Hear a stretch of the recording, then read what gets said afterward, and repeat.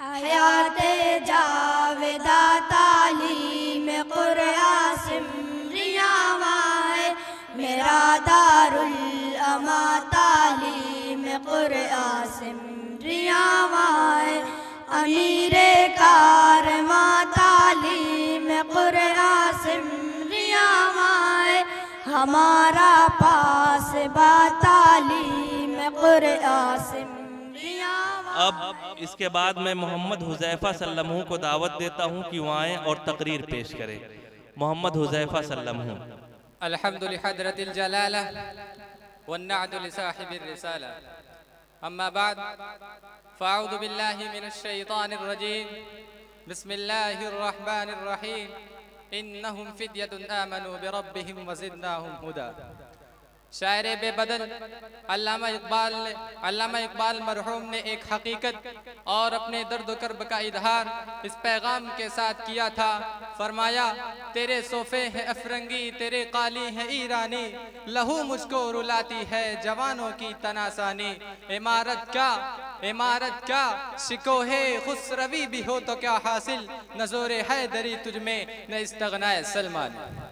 عزیز ساتھیوں، یہ ایک ناقابل تردید حقیقت ہے کہ آج حالات اتنے پرخطر ہیں کہ کبھی تاریخ میں اس قسم کے حالات سننے میں نہیں آئے۔ یہ مغربی تہذیب، یہ تمدن کی دل فریبیاں، یہ خود غرضی و خود فراموشی، یہ رقابت و ہوسناکی، یہ فطرت کی طاقت کو ریا کرنے والا فکر گستاخ، یہ ترقیات کے پردے میں تنزل و انحطاط اس سے قبل دیکھنے میں نہیں آیا۔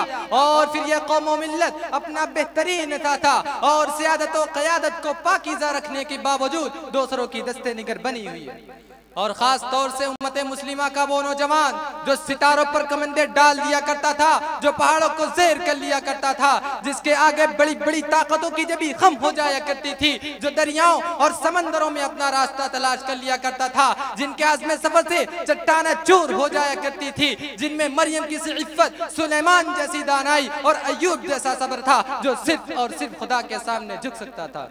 لیکن دوستو، آج وہ نوجوان جو بے باکی و شجاعت، عفت و عصمت اور عزم و حوصلہ سے عبارت تھا، زندگی کے میدان میں وہ سب سے پیچھے ہے۔ اس کے حصے میں طاؤس و رباب، عیش و سرمستی، آرام و راحت تھے۔ اس کی زندگی، اس کے سیرت و کردار، اس کے دین و دماغ میں کوئی انقلابی تصویر ابھر کر آتی ہی نہیں۔ جبکہ ایک حقیقت ہے کہ نوجوان انقلاب کا پیش خیمہ ہوتے ہیں۔ مستقبل کی تعمیر میں ان کے افکار و عزائم کا بڑا دخل ہوتا ہے۔ ان کی تعمیر قوم و ملت کی تعمیر اور ان کی تخریب قوم و ملت کی تخریب ہوا کرتی ہے۔ اگر یہ ٹھوس عزائم، سرفروشانہ جذبہ اور بامقصد زندگی کے لیے کھڑا ہو جائے تو ایک مرتبہ پھر امن و آشتی اور مساوات اور رواداری کا درس دہرایا جا سکتا ہے۔ طارق بن زیاد، صلاح الدین ایوبی اور موسیٰ بن نذیر کے کارنامے ہزار من الشمس ہیں۔ خالد بن ولید، حضرت علی و حمزہ رضی اللہ عنہ کی روحیں آج مسلم نوجوان کو انقلاب کی دعوت دے رہی ہیں کہ اٹھ، اب بزم جہاں کا اور ہی انداز ہے، مشرق و مغرب میں تیرے دور کا آغاز ہے۔ اور ساتھ ہی ساتھ مہاجر اور انصار کو قربانیاں آج ہم سے سوال کر رہی ہیں، اور سب سے بڑھ کر روح محمدی آج ہم سے جواب مانگ رہی ہے۔ جواب مردی، کیا تم وہی ہو جو طوفانوں سے ٹکرا جایا کرتے تھے؟ کیا تم وہی ہو جو پہاڑوں کے مقابل میں آ جایا کرتے تھے؟ کیا تم وہی ہو جس سے بڑے بڑے ظالم اور جابر ڈرتے تھے؟ خدمت باطل کے لیے تمہارا وجود سائق ہلاکت تھا، آج تم پانی سے ڈرتے ہو، ہواؤں سے خوف کھاتے ہو، ٹیلوں کو دیکھ کر تمہارے اندر لرزہ طاری ہو جاتا ہے، کیڑوں اور لومڑیوں سے تم خائف ہو۔ کیا تم ہی نہ تھے جس نے اعلان کیا تھا، اے غازی یہ تیرے پراسرار بندے جنہیں تو نے بخشا ہے دوکے خدائی، دو عالم سے کرتی ہے بیگانہ دل کو عجب چیز ہے لذت آشنائی۔